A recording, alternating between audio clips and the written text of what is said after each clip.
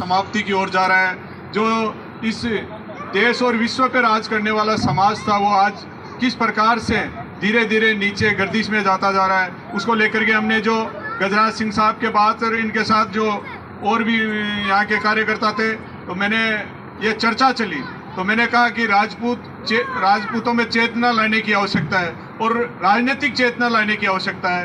क्योंकि मेरे से पूर्व वक्ता बड़े जोश खरोश से सबने अच्छी तरह बताया, पश्चिम वक्ताओं ने बताया कि हम पहले तलवारों के बलबूते पे हम किले और राजपाट जीतते थे, लेकिन आज किला जीतने के लिए तलवारों की आवश्यकता नहीं है, आज कलम की आवश्यकता है।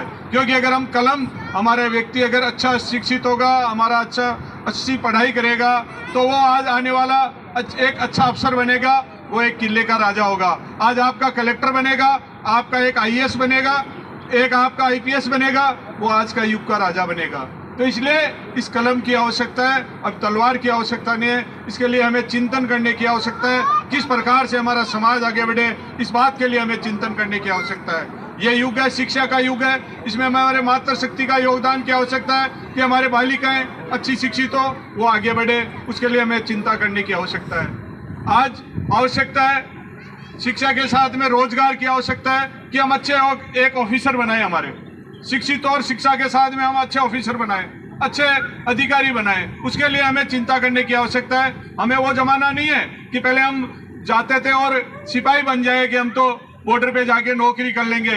ये युग सिपाही का युग नहीं है, यह आज का युग है, वो कलेक्टर और आईपीएस का युग है, उसकी ओर हमें बढ़ने की आवश्यकता है हमारे लोगों को। आज का युग है व्यवसाय का। अगर आपके पास अच्छा आपके अधिकारी होगा तो वर्तमान में मान लो आपका अधिकारी होगा तो आपकी हर बात सुनेगा, काम करेगा। आज मान लो ईओ साहब बैठे यहाँ पे, मैंने इनको कहा ईओ साहब आप बैठे हो यार, कम से कम इसमें आप भवन बनाओ और कोई अच्छी आप यहाँ पे पैसे दो। तो आपने कहा कि साहब अभी इसका पट्टा नहीं बना।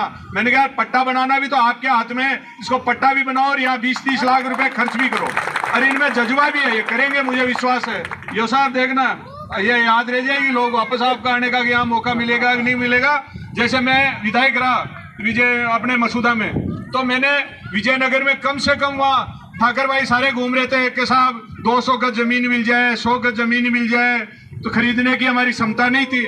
मैंने कहा पहले भी तो ठाकर जाते थे और जहां भी जमीन में खूंटा रोप देते वहीं के ठाकर बाज जाते थे। तो आप तो जहां जमीन मौका लगे, मैं विधायक बैठा हूं, आप तो जमीन पे खूंटा रोप दो और खूंटा रोप करके आप तो हॉस्टल बना लो। ये हमारे दातार सिंह जी, ये सब लोग उस समय थे। तो समाज के लोगों ने कहा कि साहब जमीन के उसमें, जमीन उसमें। मैंने कहा किसी में जमीन हो, आप तो राजपूत समाज का हॉस्टल बनाओ और कम से कम 5 बीघा में मेरे विधायक रहते 5 बीघा, जो कम से कम आज की घड़ी 20 करोड़ की जमीन है, वो आज वहाँ उन्होंने कब्जा करके और उन्होंने अच्छा हॉस्टल स्थापित कर दिया। तो पहले भी तो हम ताकत के बलबूते पे राज करते थे, क्या आज हमारी ताकत खत्म हो चुकी?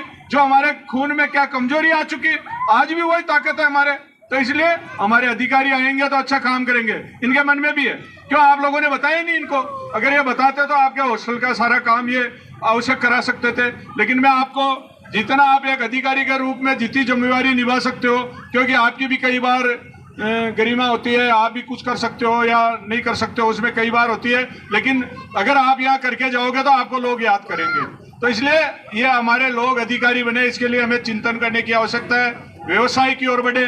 आज हमारा अगर हर समाज का व्यक्ति, आप नौकरियों की चिंता मत करो, आप जहां भी आपको बिजनेस मिले वहां बिजनेस में आप स्थापित होने की प्रयास करो। आज हमारी जमीनी थे, हम जमीनें लोगों को दे देते हैं, लोग खान खोदते हैं और वो करोड़पति बन के घूमते हैं। आज क्या हम अपनी खान नहीं खोद सकते क्या? आज हम खुद अपना व्यवसाय स्थापित नहीं कर सकते क्या? हम धंधे में आगे नहीं आ सकते क्या? इसलिए हमें व्यवसाय की ओर बढ़ने की आवश्यकता है।